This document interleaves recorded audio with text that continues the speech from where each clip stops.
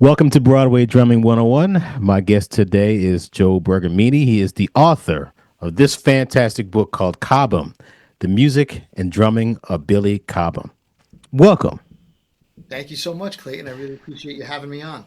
Not only are you an author, you are a teacher, you are a fantastic musician, and you are a person that has played on 15 Broadway shows.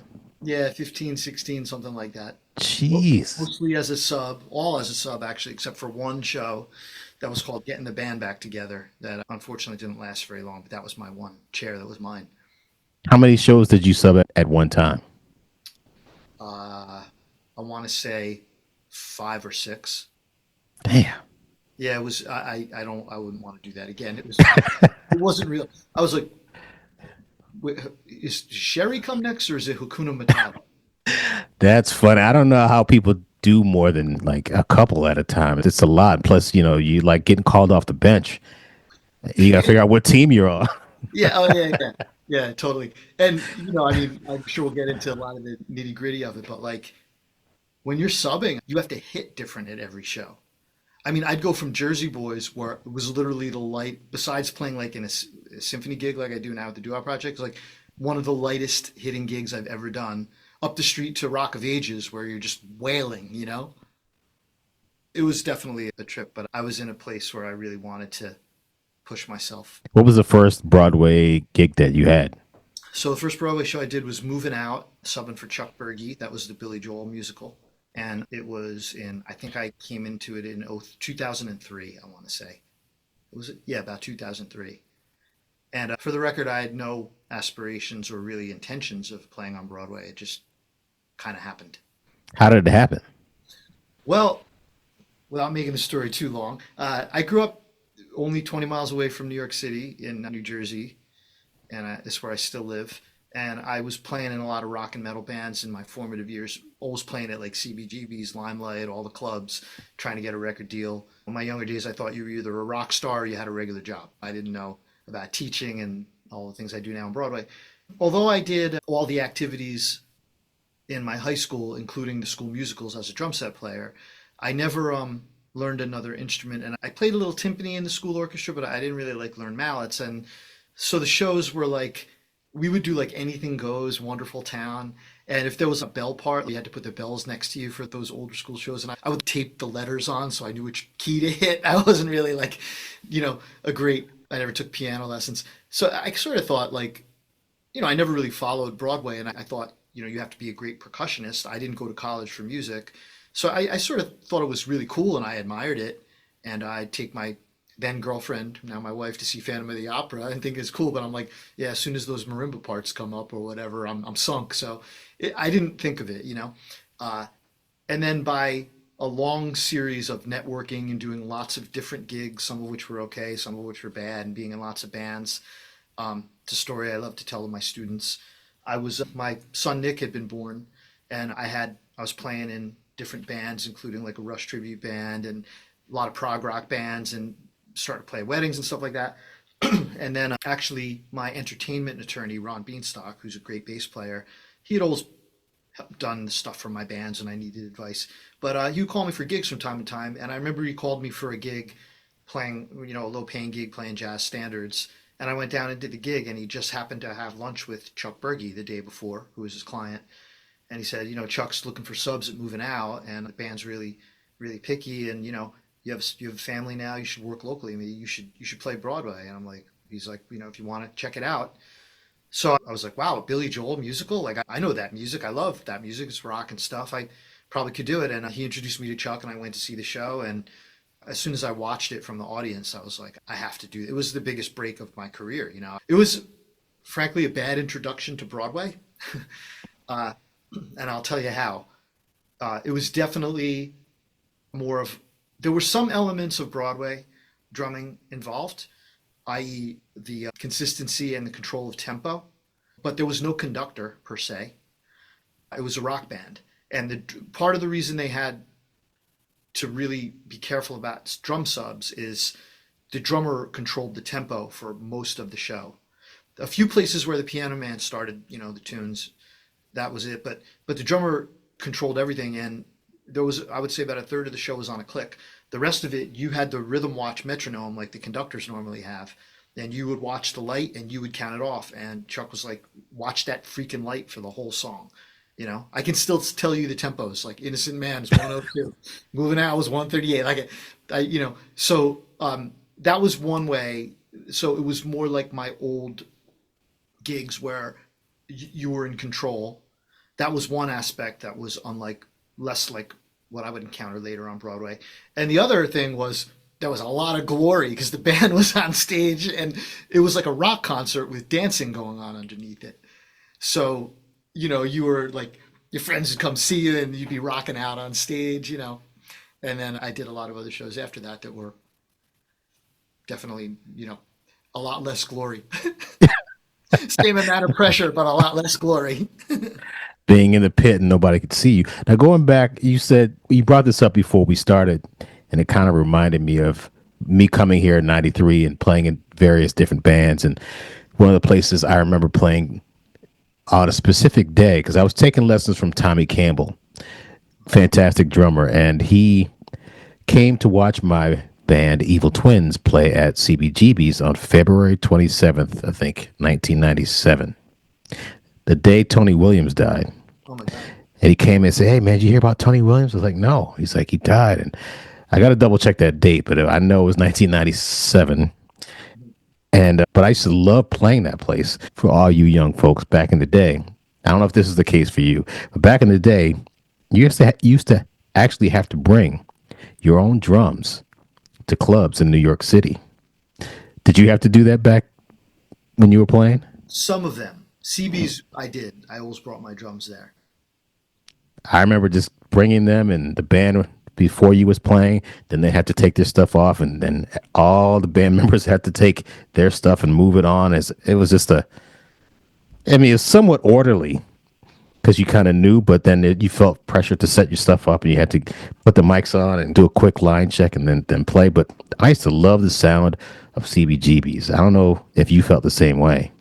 Yeah, it sounded great. But I was in a band called Eternal Vision, and we recorded on that beat up old 8 track or whatever they had there.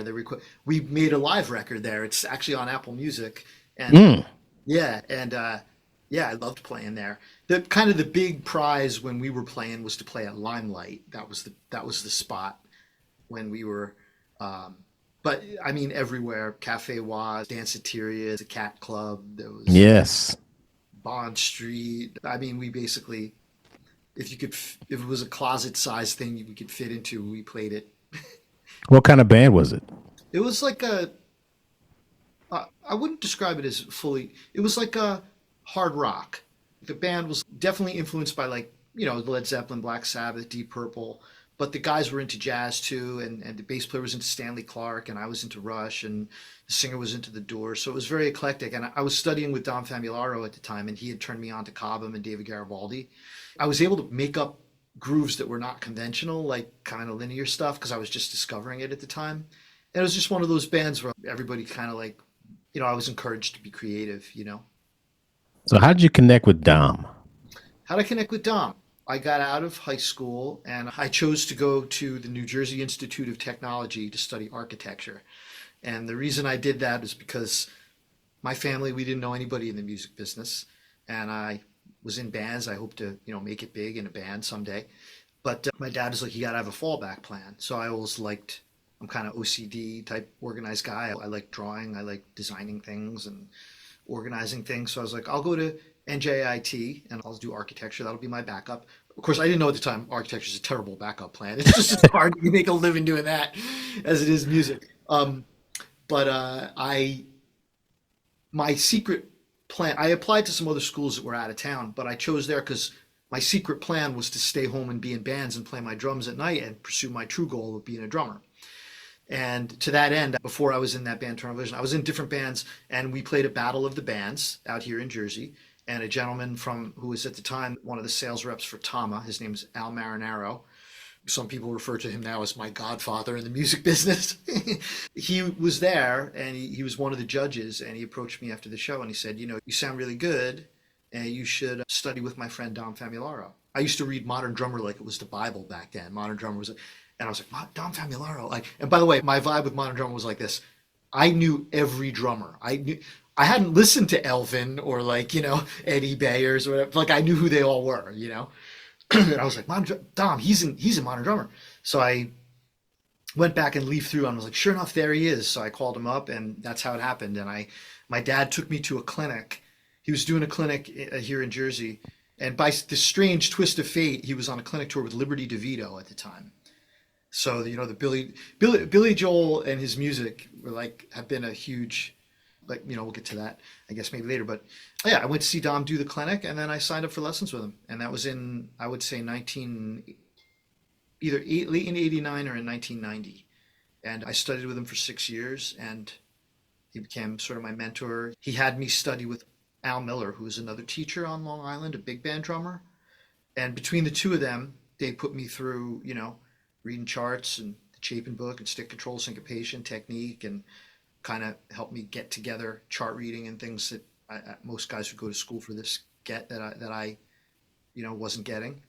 And then Dom eventually asked me to like collaborate with him on a book, and we became like brothers. You talked about how you went to college for architecture. Did you finish? I did, yeah. I have Really? a degree hanging back there. So in the What? yeah, I have a degree in architecture. And did you work for an architectural firm? No, I by the time so I graduated. It's a 5-year bachelor program. By the time I graduated, I had been studying with Dom all that time, for 3, 4 years. And my full plan, and at that point with the backing of my parents, because they met Dom and they're like, like sometimes my students come in here and the parents have this look in their eye. They have a kid who's a junior or senior in high school and they're like, he wants to play drums for a living. And they come to my house and they're like, oh, you can have a house and pay a mortgage. And like, they're almost like, really? This is someone sort of like us that like, so once my dad and mom knew Dom and I started to meet people like Al Marinaro and Ron Beanstalk, I started to meet other people in the industry. They had my back. So when I graduated school, to answer your question, my plan was to hit the ground running and just do drums. To that end, Dom had coached me about trying to get students. So I was teaching the marching band drumline at my old high school. I had like a day or two of teaching in some local stores, and I had a few students of my own. I was still in my original bands.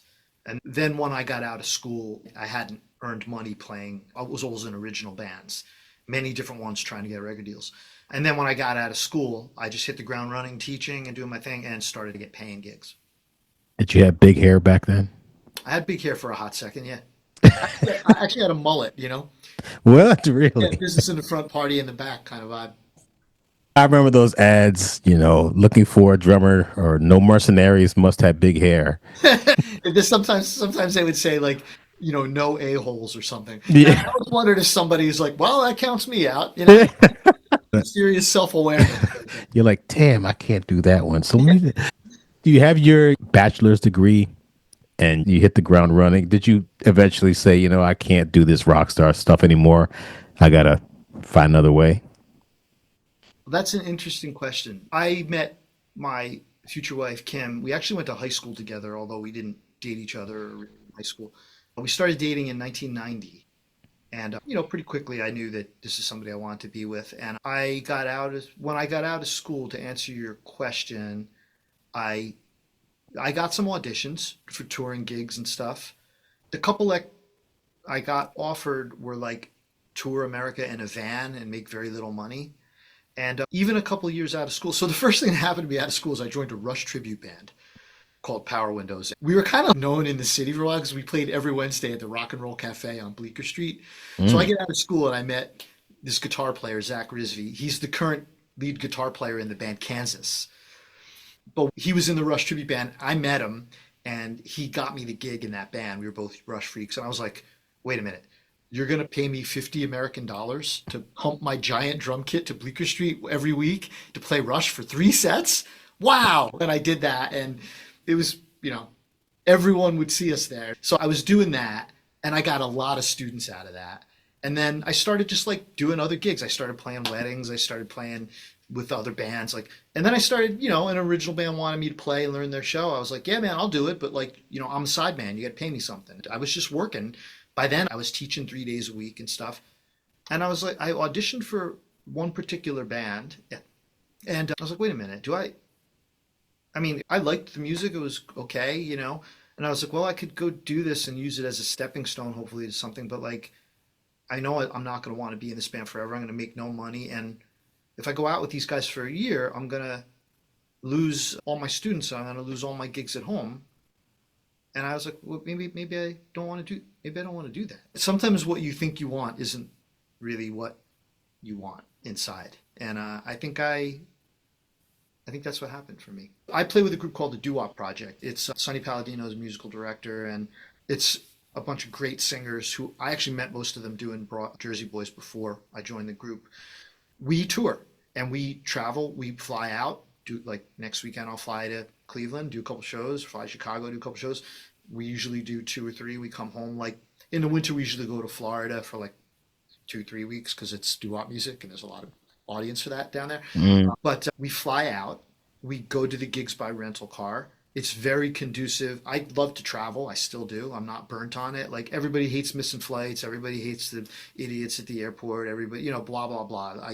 But I still find it fascinating. I still like seeing different places. I love the fact that I played in 48 of the 50 states at this point. I want to get to all 50, you know, and I have, you know, everyone who knows me knows I'm like into the national parks and historic sites, and I like to hike, and you know, I like to bird watch and stuff. So like I'll go out early and I'll see stuff, and it's the perfect.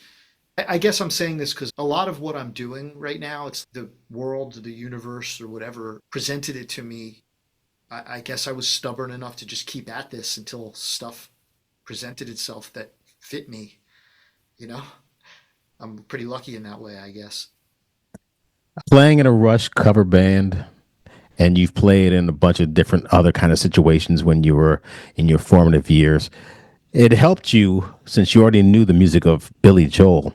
I'm going to get into the whole Rush thing and what that led to, but let's talk about the whole doing the moving out thing. How did you actually prepare to sub for that show?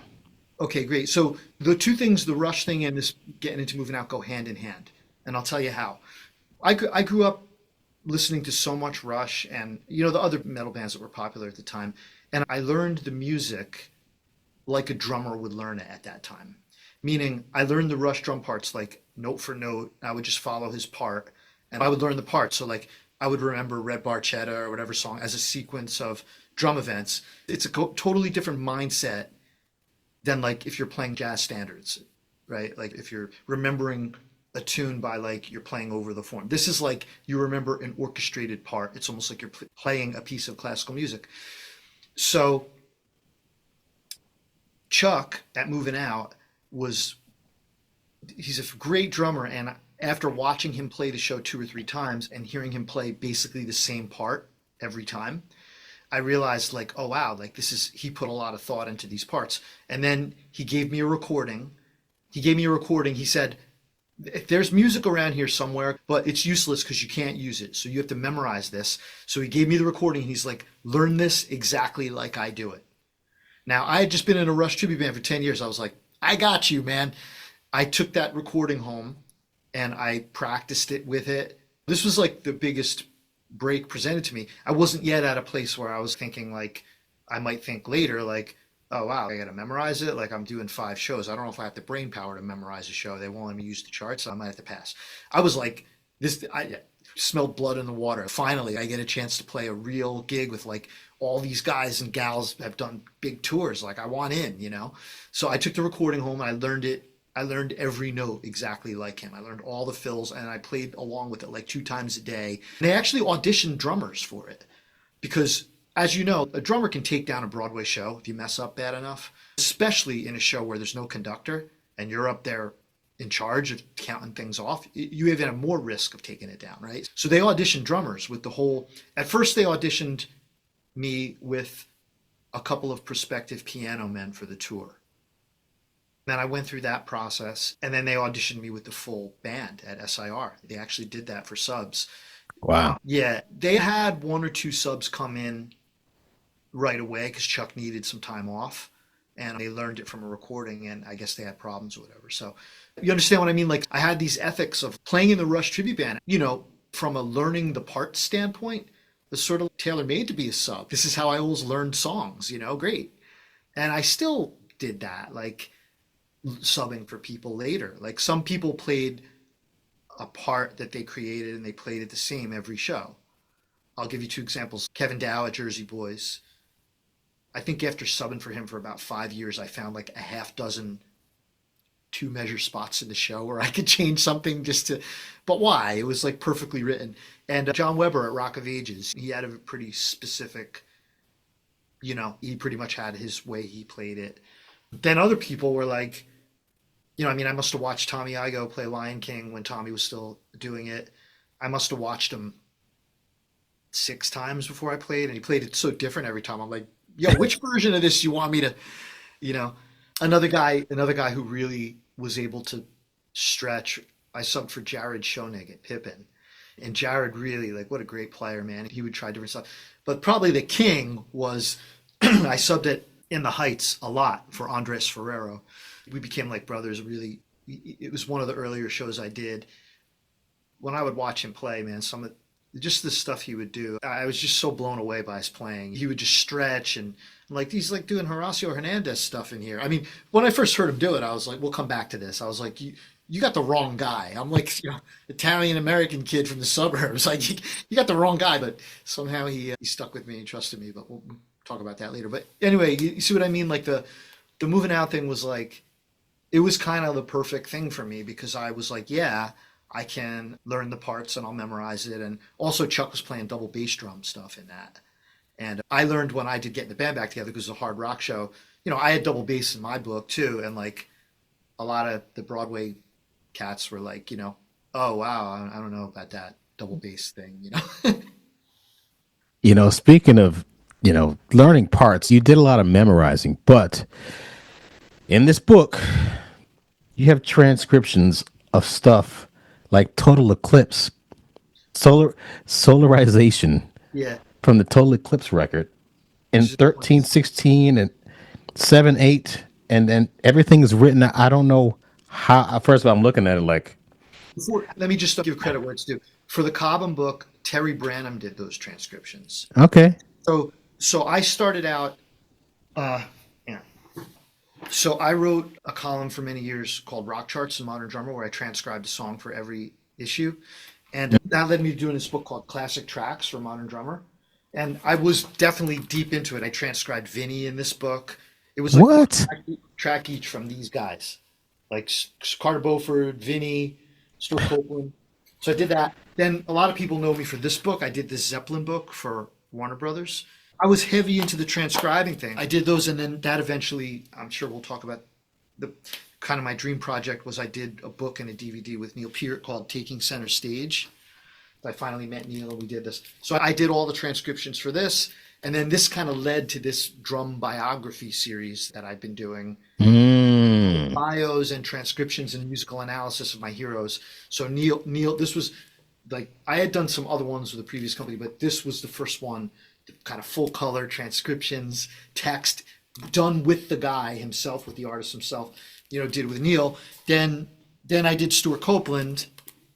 With the Stewart one, I did about half the transcriptions, so now, like, I'm the editor for Hudson Music, and I'm trying to, like, basically, like, I realized when I got to the next one in the series, which was Gad, I realized if I try to do all these transcriptions myself, this is going to take me 3 years to do. And with Hudson, I had met Terry and a couple other guys who were amazing transcribers. So I said, you know what, let me have him do. So while I'm interviewing the artist and writing the book, because these books are half biography and analysis and half transcription. So in the Cobham book, Terry did the transcriptions. However, I did pick the song list. So when I went through all those things and I was like, I had gone back to solarization. I was like, what's going on here? And like, oh shit, it's like in 27. But and then Terry and I would talk about how would you think about that, right? So that tune, it's actually the way to think about it. We decided to write it out that way, is because it's a bar of 7. Yeah. So it's like, so it's 1 1 2 3 1 2 3 1 1 1, 2, 3, 1, 2, 1. So the bar 13 is like a bar 7/8 with a 16th note taken off of it. But so you have to sort of know a little bit about odd meters and stuff to figure that out. The thing about Billy is he's like shedding over it. Like, Hmm. yeah, like it's Well, there's a couple things about that. When I was listening to Rush back in the day, I wanted to be the Black Neil Peart back in the day, the only one. But I was playing a lot of Rush back in the day because I used to love it. Because first of all, speaking of Battle of the Bands, I was in the Battle of the Bands in 1981 or 82, and there was a band that was full of R&B, soul, and funk musicians that were seasoned. And I was in a band called Prowler, and we had these big, gigantic speakers, and we had a thing that introduced us, Prowler, Prowler, Prowler. is there video of this? 'Cause I want to see it. And my drum set, I have a picture of it. It's double bass, 8, 10, 12, 13, and 16. Again, I didn't know very many black people that had that many drums in my hood, in the suburbs of Connecticut. But I was playing all the stuff from moving pictures. And then when I realized I was playing it wrong because I was listening to it, it was close, but there's some flams in there that Neil's doing. And, even the solo for Tom Sawyer, when he's going down and then he hits the cymbal in between, I'm like, I think I missed that. And now that I see it, of course, we can see it on YouTube now. Of course, if you went to see them back in the day, you could see him doing it, but that was like one time a Yeah, year. yeah. You'd have to listen to it, but you listen to him playing it. You listen to all the Billy Joel stuff and all the rock stuff that you were doing, but then you actually had to transcribe it. Would that skill come from? Did that come from Dom? No, I think that's part of my sort of. I mentioned when I talked about going to school for architecture, I had discovered this book early on. It was called Drum Techniques of Rush, and it was out. And I had drum lessons when I was young. I knew I could read and everything. And I would be in music stores and I would look through the book racks. And of course, anything with Neil, I was fascinated by. And I got this book, and I would just, when it was too late to play, I would read along with the charts. And I got fascinated with how everything looked on paper, just the architecture of how the music looked. And Mm. I just started to want to transcribe probably later in high school, but certainly when I met Dom and he turned me on to Gad and Billy Cobham, Earth, Wind and Fire, Tony Williams, and like I really I was a rock and roll player before that. When I was in high school, I had people ask me to play other stuff. There was a group of guys I went to high school with that were a year older than me, and they were into the Beatles and Billy Joel, and a couple of the guys were into jazz. They seemed like they were like 45 when we were. They would be smoking butts at the diner, and they were like all worldly and stuff. And those guys, it's funny, like I was a nerd like them, even though I was in metal bands. And they would ask me to come and record on their original music in the studio, and I was playing to a click when I was like 16. So, to answer your question, as later on as I started getting into Cobham and Garibaldi and guys like this, I just wanted to see how these things would look on paper, and I would just find songs I like and try to transcribe them. And I was reading Modern Drummer, and that I would look at the rock charts or the jazz column where they had transcriptions, and I would go and listen to it, and I just thought it was really cool. And then I was like, wow, maybe I can transcribe something. I'll send it to Modern Drummer because at the same time, I got fascinated with the early version of Finale, probably in the early 90s. And I just started learning it. And I started doing, later on, I would just do what we call engraving of my own books in there. And yeah, so it was just something I liked to do. And I did it enough to get good at it. And then I realized that back then, when you did an article for Modern Drummer, they paid you pretty well. So once I submitted an article and got paid, I was like, wow, okay, I'm encouraged to do this again. Let me do it again. And then, but yeah, it was just something I found enjoyable and then did it more and it led to work. Now, let me say this to those younger players who are listening. The landscape has changed, like it's hard. The magazines don't really pay you for that. And, I'm in the drum book publishing world. Like I wish the royalties were meaningful enough to really. So it's weird. Like I don't know. People. I was like, should I learn Finale? Should I learn Dorico? Or should I learn Sibelius? And I'm like, yeah, you should. You should learn that stuff if you have an interest in, you know, like engraving music. It's something you want to learn, and certainly it's a skill you can produce income with. It might be a little harder than when I was in my formative days.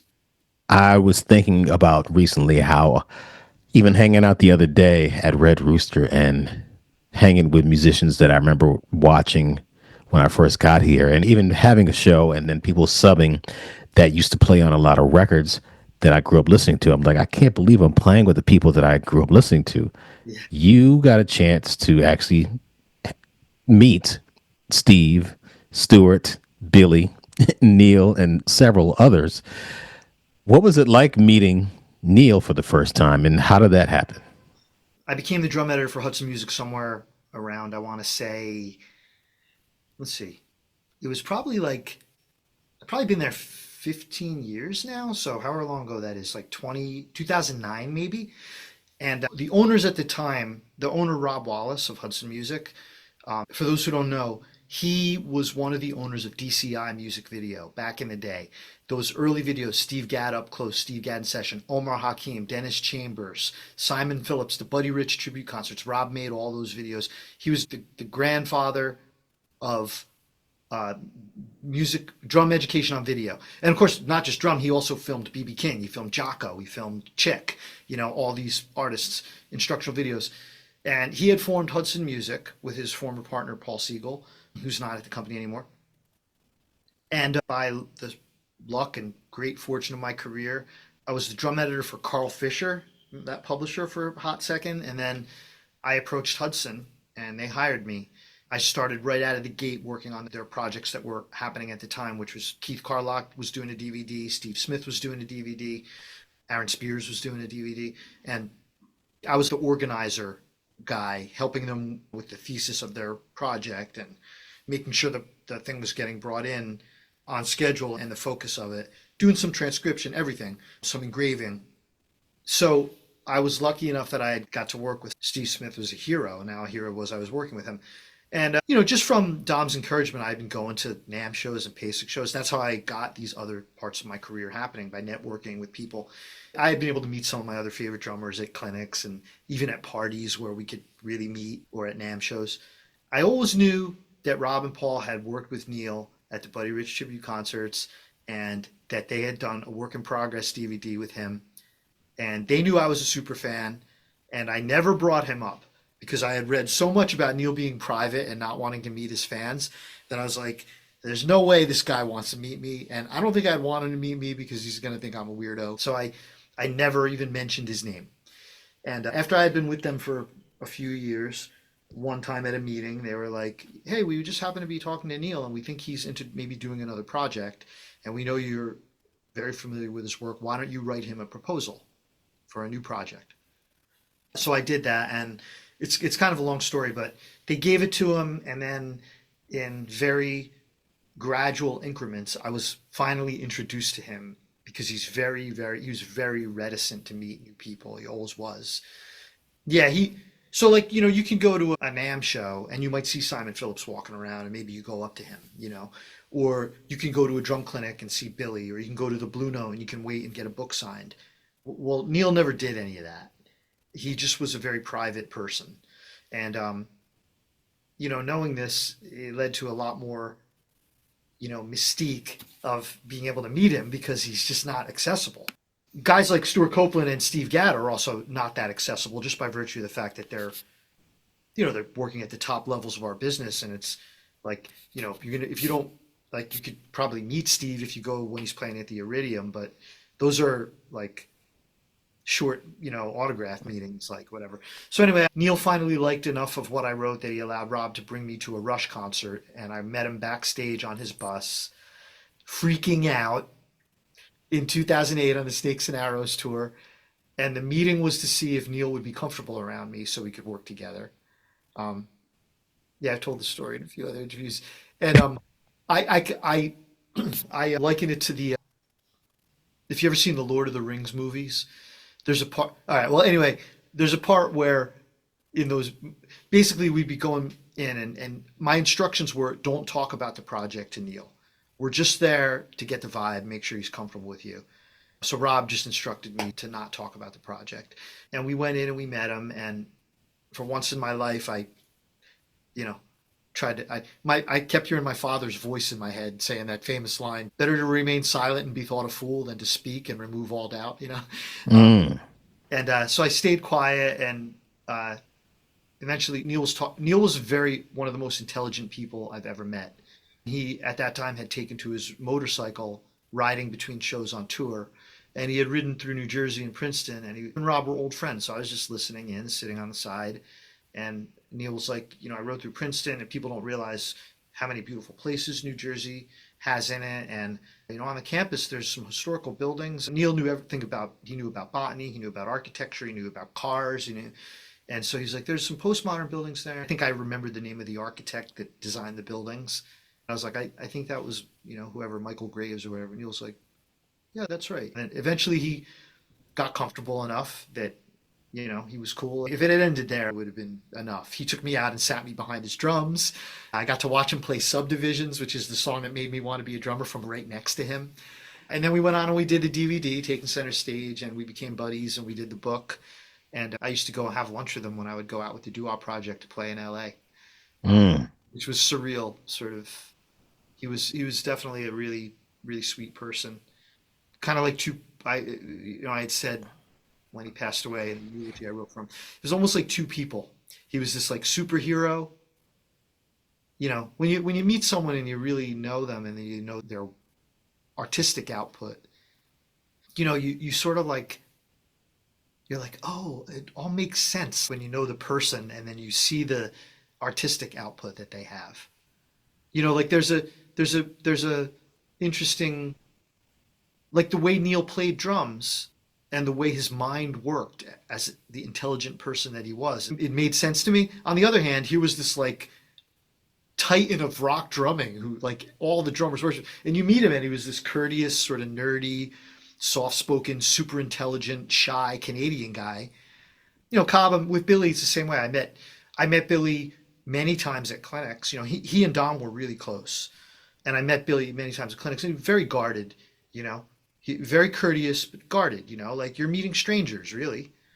And now I've gotten to know Bill, and like now I know his sense of humor. He's got this great quirky sense of humor, and I know better about how he, like how he is as a person.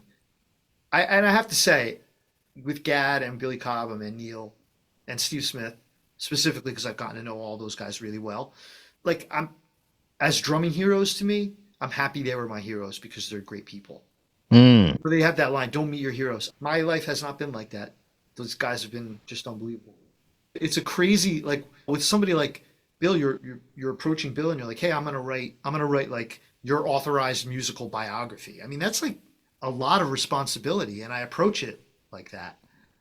I want them to be able to tell their story and have it be, you know, truthful and complete. But, so with Neil was a little different. He already knew I was a big fan and he trusted me. And the book Taking Center Stage is a little different from the other ones. It's like it goes through all the Rush tours. And so for every tour I go through, the theme is his live performance. So for every tour I go through the drum kit he used on the tour, Mm. created photos of it, and there's transcriptions of how he played the stuff live. Mm. It's kind of like I was like, I want to make the book that I wish I had when I was a kid. Mm. You know, that's my vision for these things. An interesting connection between Broadway and Neil, believe it or not. For me, at least, when I was learning the show Evita, there's a song called And the Money Kept Rolling In, and it's in seven. And when we were playing it and when I was learning it, I just started thinking about the 7/8 part in Tom Sawyer. And I was like, wait a minute, this is the same kind of feel as Tom Sawyer. And since I was used to playing something like that, I translated that to learning that song. The other thing about Neil is that when you used to go to a Rush concert, you would see a lot of people in the audience going like this, playing along to the stuff that he was doing because they knew everything that Neil was doing. Now, he would play, now you can correct me if I'm wrong, but usually he would play the same thing the same way every night.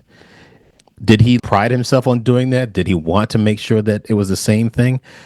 I don't know if there was anything in his mindset that, because Stuart Copeland, it's highly unlikely that he played the same thing the same way. Even, with Billy, what was his mindset with regard to playing the same show the same way? Yeah, that's a great question. I'm just gonna I'm just gonna go onto one side for 1 second because I don't want to forget to say this. You mentioned odd time in Broadway shows.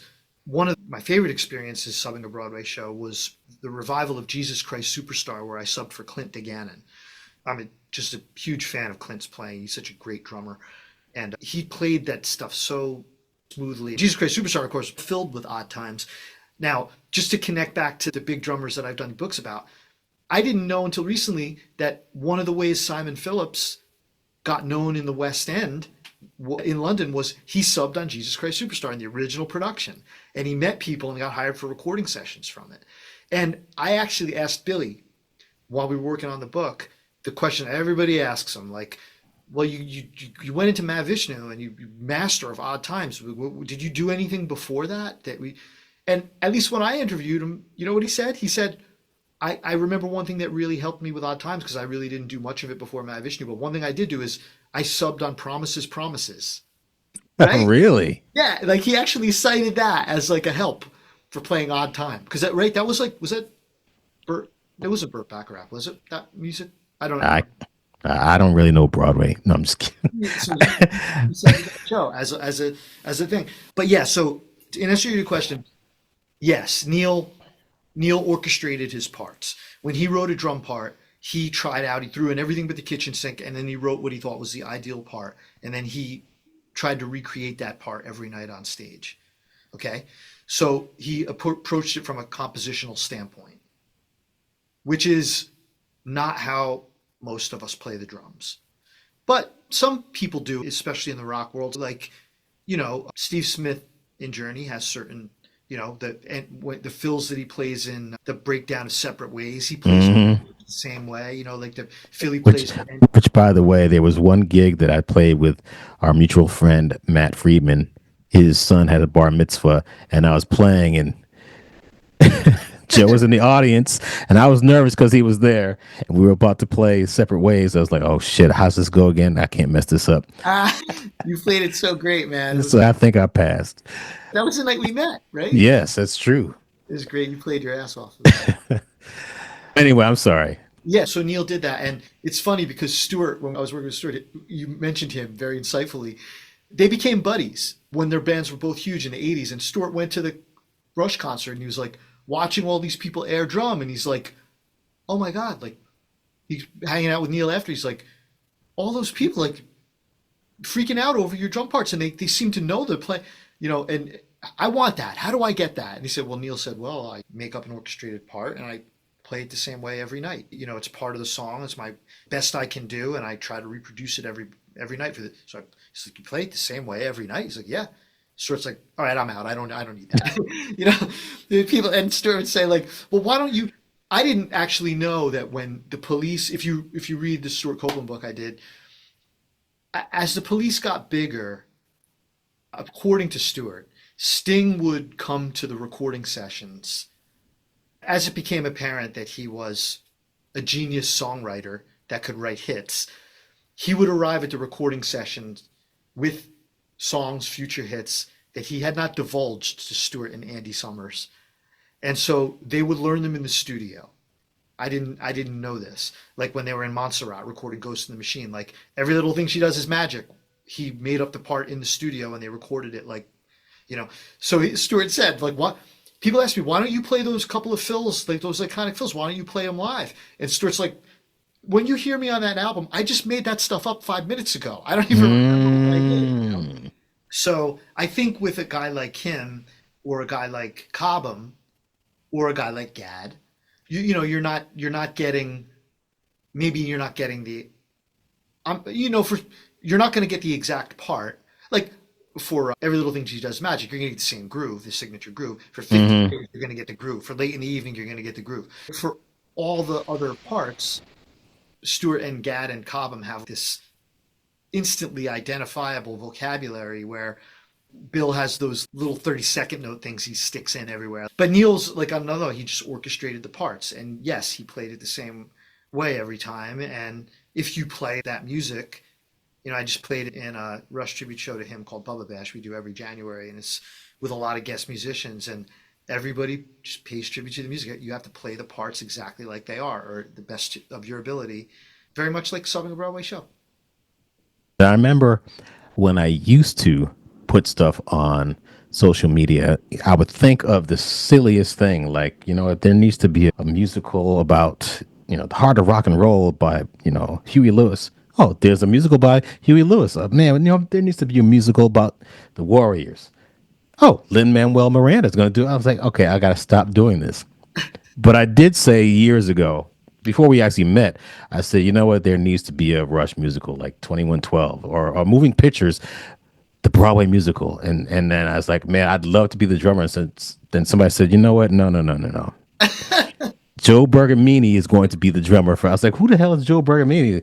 Then I think we became friends, and then I found out that Rush better than everybody else. So Well, yes, that's a stretch, but when there is a 2112. Well, first of all, if there was going to be a Broadway musical of Rush music, which album, or do you think there should be one album, or should it be called a certain thing like Power Windows? I think if there ever was one, you could make 2112, I guess. You could make Hemispheres into a musical, but I think you need to use different songs, you know?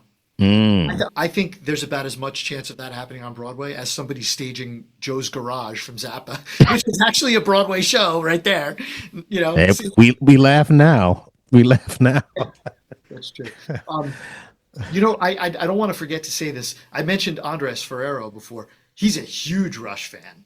Oh, really? I didn't even know that. And through subbing for him, I also discovered that Alex Lacamoire, who many of our listeners probably know who Alex is, musical director in Hamilton, made him a star. He's a mega Rush fan. He's a mega Rush fan. And actually, What? yeah, when I first started subbing in the Heights off Broadway, after I got settled in, Alex would show up. Something we'd jam before the show. We'd actually play a little before the show. Alex would come up, and we played Tom Sawyer. Played it on the keyboards, and he was. We were jamming it, and he was playing. If I remember correctly, he was playing the bass part of the solo, dude, and he's soloing the guitar solo with his other hand. That's when I knew Alex was a monster. Yeah, he's a Mega Rush fan. We bonded over that. There are people that play on Broadway that I'd say the vast majority of us, at least the older people, we didn't grow up on a lot of show tunes, and we kind of found our way into Broadway, and we kind of bonded outside of Broadway, playing a bunch of different kind of music. And there are times where either before the show we jam and play on other things, and we're not really thinking about promises, promises, or Annie get your gun. Yeah, yeah. It's a different it's a different lexicon. I mean, to just button up that thought about Alex, and I mentioned that I toured with the Doo Project and Sonny Palladino. Sonny's the same way, man. Like those guys, Alex. I'll talk about Sonny specifically because we've become really great friends. He knows the Broadway lexicon inside and out, but he knows other music too. I know from working with him on the Doo Project, and I know the other projects he's working on. Like, the if you're a guy like Sonny, who's yes, he's working in the Broadway world, and it behooves him to know the whole. Excuse me, behooves him to know the whole lexicon of where he's working, and he likes it. He's a passion for it. But yeah, we talk about all kinds of other stuff. His favorite drummer is Gad. We talk about so yeah. I think definitely get. I've gotten students who are like. I think it's more of a thing now than when we were younger. That a young musician's like, I want to go to Broadway because Broadway is, let's face it. I mean, it's a huge deal. It is still. It's become as there. It's not easy to make a living doing this. It's one of the few places left where there's like union protected work, and it's a very high level of playing. But I'm with you. I'm certainly not like when we're in the dressing rooms with the Doo Project and the boys are talking about, you know, the Tonys or they're talking about all the show. I'm like, man, you guys really know a lot. I admire that, but yeah, I could be better, I could be better at that, but if you want to talk about fusion or jazz or rock or pop or 80s rock and, we go on all day. So speaking of Broadway, and you're talking about younger people, what advice would you give to drummers that are trying to break into theater and do what you did, like play on 15 shows and have your own show for a short period of time? This is a really hard question. My son, Nick, is just out of school and he's playing, gigging a lot. I'm hoping that he'll get his shot. I think the number one, before you even think about going to Broadway, I played hundreds, if not 1,000 other gigs before I did Broadway.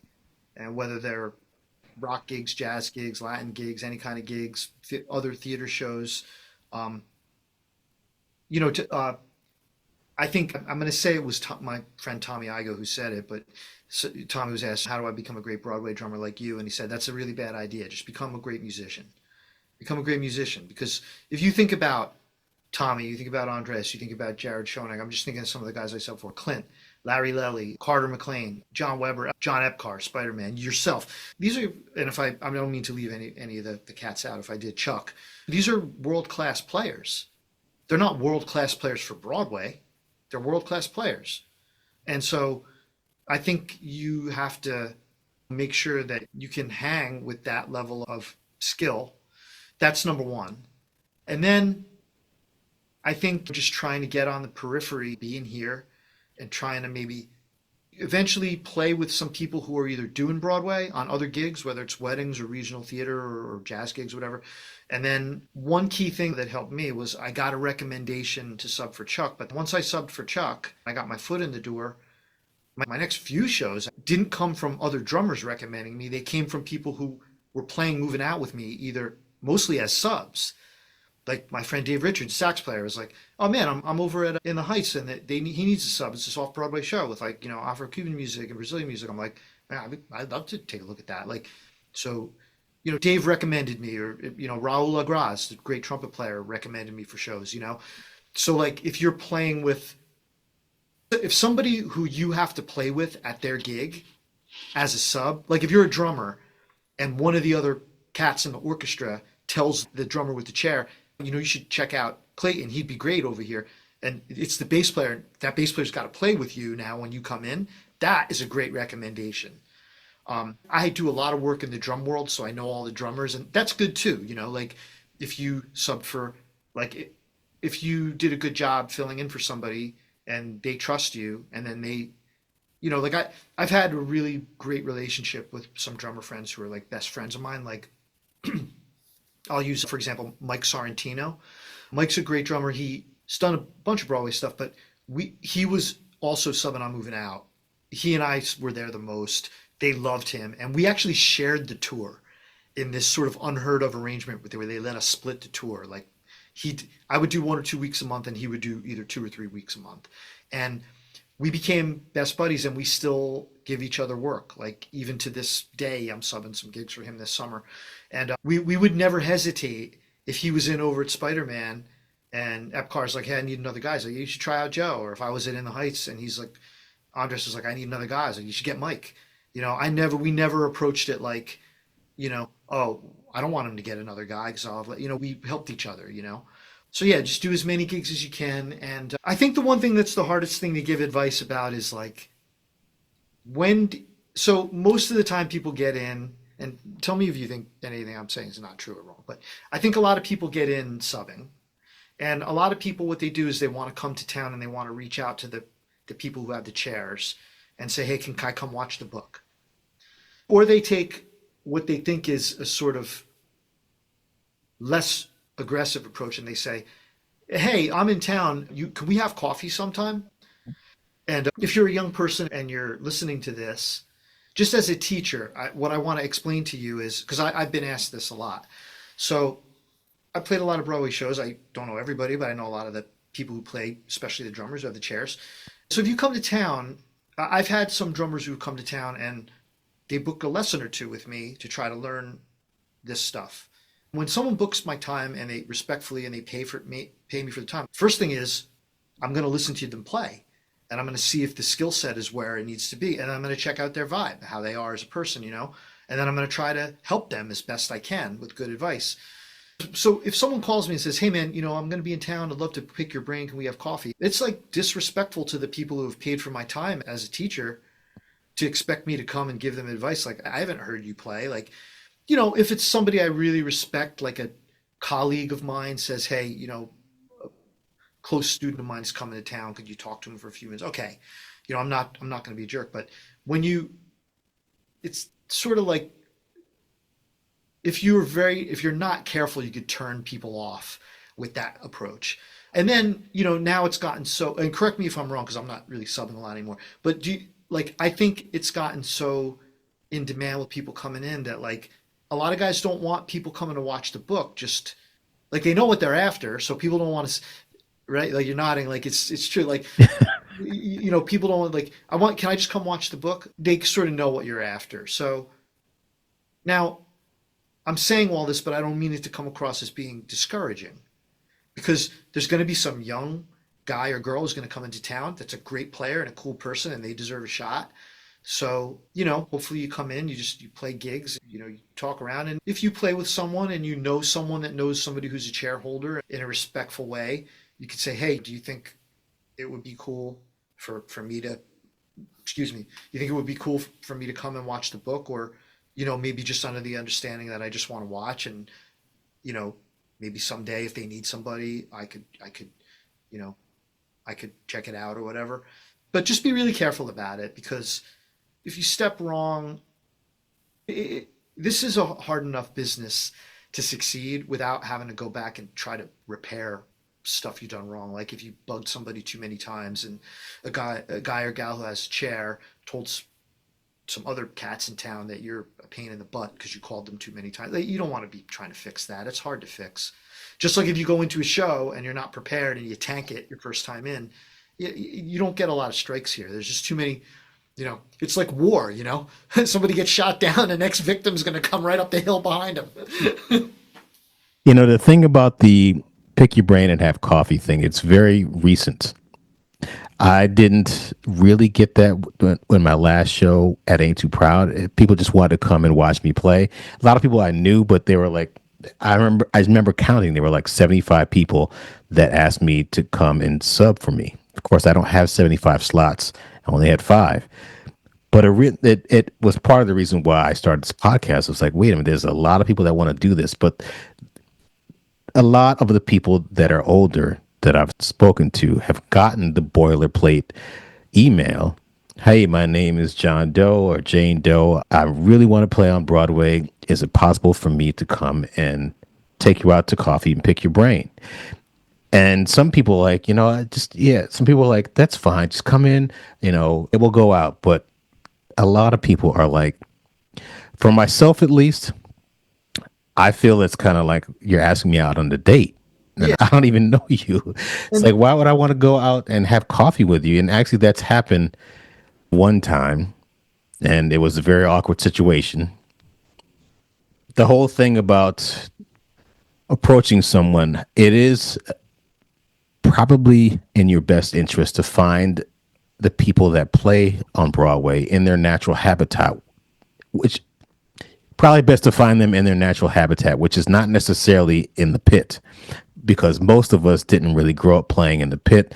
We're out there playing on club dates. We're out there playing at whatever the new CBGBs is out there, or playing a jazz gig, and just, you know, during a break, come up to us and say, "Hey, how you doing?" I'll go up to them, which is how I've met everybody at somebody's bar mitzvah. I meet the person, you know, on their break and just talk to them as a human being, as opposed to with the intention of, yes, I want to sub. Of course, we all want to sub and we all want our own Broadway show, but to get to know somebody as a person, and like you said, I think it is a better way to go about it, to book a lesson with the person that you're trying to meet so that they can see if you can play and see what kind of person you are. I think it's a much better way to go about it. All of our time is valuable, so we have to make sure that you treat it as such. yeah, I totally agree. I like Meat Hook. And, you know, for anyone listening, I mean, like, I teach on Zoom every day. Like, I love to help people and, you know, one lesson or series of lessons, it's all good. I want to say a couple of things about that. First of all, I mentioned my getting recommended to Chuck Berge for moving out. I had a progressive rock band with Zach, who's in Kansas now, like I said. It's the music I'm most proud of recording. We made 3 records. They're on Apple Music. The band's called Forefront. I gave Chuck a CD when I met him. And after I had got settled in at the show and I became like, you know, me and Mike were the top subs. We were there all the time. I was hanging out with Chuck one day. I was like, man, I didn't really know you. I know Ron recommended me, but he came over to my house a couple times and helped me out. And I found out for other candidates he didn't do that.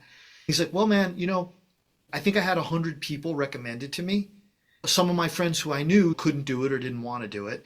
So of the 100 guys I didn't know, only like two people, you being one, gave me a recording of themselves. And once I heard that recording, I was like, this is my man, you know? And then I went and heard you play and I was like, this is my man. So like yeah, like if the people don't know how you play, what, what, why are you talking? The people have to know how you play. And then the thing about like just sending out the email to everybody and, asking, well, they're like, I want to send an email. I'm in town. Here I am, New York. Listen, I don't know what to tell you other than like I did 1,000 shitty gigs before I got a chance. Like I like slugged it out in the trenches. I didn't roll into town and send three emails and like, oh, can I have a chance to sub for you? Like, okay, if you do that, if you if you're pursuing your dream, I don't ever think that I would never tell you not to pursue your dream, but I like the idea that you got to earn your way in. Like, if you're working, like if you're a conductor on a Broadway show and you have a sub drummer sitting under you, you want to think that person has played a lot of gigs. Like, like the conductors are so uncomfortable with a drummer the first time, though. They don't know what's going to happen, you know? To know that person's been in the trenches and they played a lot of music, that's what they want. Like, so being in the scene and playing with people and yes, approaching people at club dates, like you said, but, doing enough gigs to where hopefully you start to overlap. Like my son Nick is overlapped with now some people who play Broadway. I hope he gets a shot. And he's played a bunch of musical theater. He's trying to pay his dues, and yeah. So I think I think that's still the best advice. It's rare for things to happen sitting in your basement shedding to music. If you get offered gigs, you can say yes or no to the gigs you're being offered, and you can enjoy those challenges. And then as you get more offers, you don't want to, if you have a career doing this, you don't want to be giving away your product for free. You don't want to be doing that, but you got to be playing. You got to be playing. And so that's I have analogs to that story where I was out and I happened to be on a gig and it was like, oh man, this person's, and then I led to another gig. I mean, it's a social business. It's a social business. It's not like, sending the boilerplate email that you described before. It's almost like doing an interview. This business doesn't really work like that. I want to get back to your books because there was a couple of things in here which I found interesting. In the Billy Cobham book, this book here, he was talking about how he left Mahavishnu because at sometimes he was making $300 or $500, and at the most he was making $750 per week.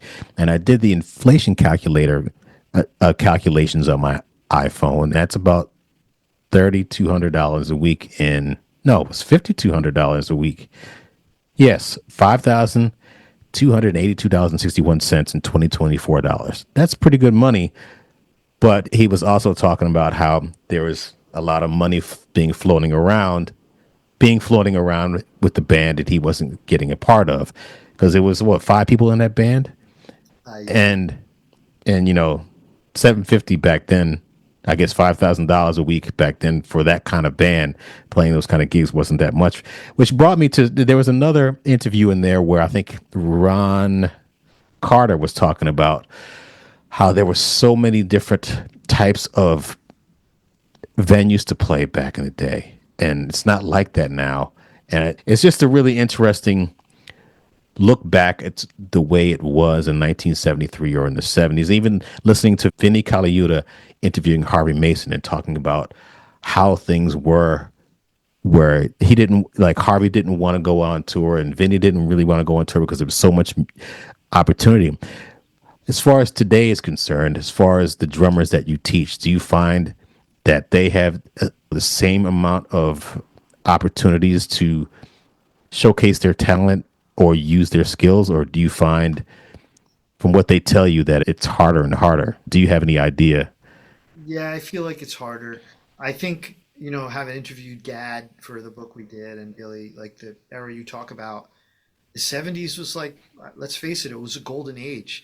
When I first started doing club dates, I joined a band with some guys who were about 20 years older than me. They were good guys. I think they were patient with me and I learned the ropes. They would constantly talk about this mid and late 70s. These guys were good players, not world class, Broadway. And they were like, good player, and the good players could work 6 nights a week playing club dates. The club dates were done by the decent players, and like because all the great players are doing sessions all day and tours. And I think I'm thinking about my son. Like I was in when I was in college and right out of college, like I was in like that band Eternal Vision. I was in like a fusion band, like and there was just places around Jersey to play. Even like there was like there's less places, and I don't. Unfortunately, I do think there's less players. Like because the music, like the when we grew up, the players were like the bands with the players were like public figures, and so the market for being a drummer or a guitar player or a rock or jazz music, it was just bigger. Like people were more visible. Like this is a theory I've had for a long time. If you just look at the numbers, the number of drum sets that get sold, it's been trending down for years. All I can think of is that when I was growing up, I would put on MTV and I would see Alex Van Halen, Phil Collins, Steve Smith, Neil Peart, Kelly Keegy from Night Ranger. I would see the drummers, you know, and when you and so like and other kids would see the guitar players and they'd be like, oh man, that's cool. I want to do that. Like you don't really like that era is over. We're in a different era now, where I mean, my son just taught the local drum line. So like when I was teaching the drum line in like the early '90s, I can remember doing clinics there, and like if there was 20 kids in the drum line at our local high school, probably 18 of them had a drum set at home. My son was just there. He didn't get one student. It's a drum line still. They have 20 kids in the drum line doing marching band because an activity for college or whatever. One kid plays drum set. And I just don't think that, most of the time we're like, we still have our industry, but like, I don't think that there's just not as many. I have students who are like in high school and I'm like, do you have a guitar player in your school? Like that lives in your town that's into like, sometimes I'll get a high school kid who likes the music we like. It's probably because their parents turned them onto it. And I'm like, do you have a guitar player in your school that's good that likes Dream Theater or whoever you like? They're like, no, I don't. I no, there's no kids play guitar in my school. So yeah, you look surprised, but I constantly find that there's just less. We're in a shrinking. You know, somebody said to me that the Beatles, like if you talk to the guys who are like kind of the generation before me, Greg Bissonette, Dom and Vinny, they'll be like, "Oh, I saw Ringo on Ed Sullivan, and I wanted to be a drummer, or if it's the guitar player, or the bass player." And that created like a tidal wave, and that tidal wave's finally petering out. Mm. Lady Gaga or somebody on the Super Bowl, right? I think last time she played, Brian Fraser Moore was playing drums. Brian Fraser Moore is like one of the greatest drummers on planet Earth. He's a classy guy. I don't know him great, but I nothing but admiration for him. And we made Sabian made special cymbals for him. Like you could tell he was there. You could see his silhouette way in the back. That was it. So here's this amazing, and this is not a judgment on any music. Like I think Lady Gaga is a great artist. It's just a simple observation. You're not going to watch that performance and walk away saying, "I want to be a drummer again." Mm. You see what I'm saying? So like I think for like just work and gigs, there's wedding gigs, that's still a thing, but there's definitely less rock clubs or whatever when I grew up playing rock, but rock is not the music of young people anymore, Sometimes it's hard for us as we get older to realize that it's a change of the guard has happened. Oh, one thing I've noticed as far as Broadway is concerned, people that I looked up to, like Clint and Tommy and Paul Pizzuti. Well, I didn't really know Paul Pizzuti, but then people that were my contemporaries, like even Bill Lanham was above me. But then the people that me and Sean McDaniel and you mentioned him before. Damn, I can't remember his name. Yeah, Larry Lelly. People that I had shows when they had shows, but now there's a whole crop of musicians that are coming up and will look to me like, oh my God, I want to do what Clayton did. And they're taking over now, which I'm really actually inspired by. I'm looking at the level of talent of these young drummers. I'm like, man, this is great. That's kind of why I'm doing this podcast to help the people that want to come after them. But when I'll drop a name. Do you know Dan Berkery? I do, Yeah, so when Dan first rolled into town, I hope he doesn't mind me saying this, he came and took a lesson from me.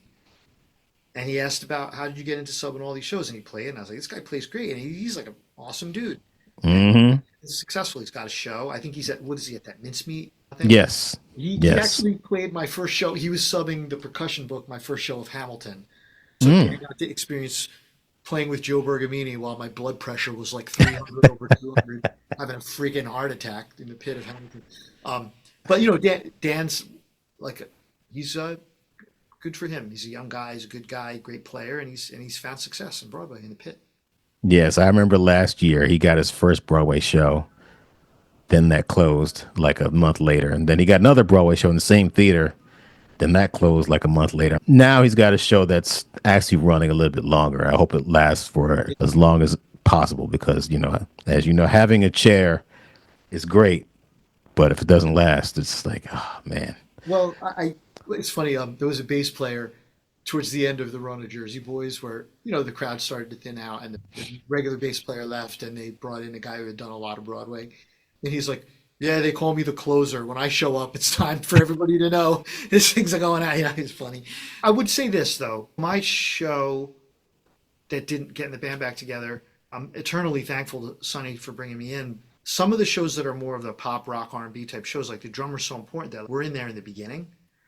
And so I got like close to a year of occasional paid workshops. And then I was in all the rehearsals, and that went on for a few months. So even though the show's run was short, I wouldn't give it back. I mean, I got a good, solid, great year of different work out of that. And I'll always be thankful for the subbing I've done because it's given me the gigs I'm doing now. But I got to be involved in that creative part of writing the book and being in the rehearsals, and it was like awesome. It was actually like some creativity on my part was welcomed into the room. And when you get to experience that, you're like, wow, this is like awesome. I loved it. I would love to do that again, but um, I wouldn't, certainly, you know, I subbed for 15 years. I got a show. The show didn't last for more than 3 months. That's just life, man. I'm good. It was a great experience. Back in the day when you'd see Ringo, he played Ludwig drums. When you'd see Neil, he played Tama drums. When you'd see Simon Phillips, he played Premier. I think Oh, he's Tama. he's Tama. Okay. When you'd see Steve Smith, Sonar, what the fuck are Sonar drums? Now you are playing Tama. Was that because of someone specific, or why did you choose to play Tama? I always loved Tama. The first pro kit I got was a Tama Superstar in cherry wine because it was the closest thing you could buy to what Neil had. And I treated it like my firstborn child. And then as I developed my career, I was really deep in the drum world when I was studying with Don, going to clinics all the time, going to PASIC, transcribing. And in retrospect, I was probably a little overly focused on endorsements. I wound up getting them, luckily for me.